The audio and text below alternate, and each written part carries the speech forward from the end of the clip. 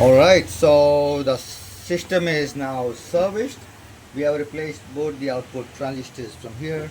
We also replaced the regulated IC. This is the 18-volt IC from here. One chip here, which is the mixing IC 4855. This is being replaced because the input signal, what was given from behind, was not coming through and going to the board.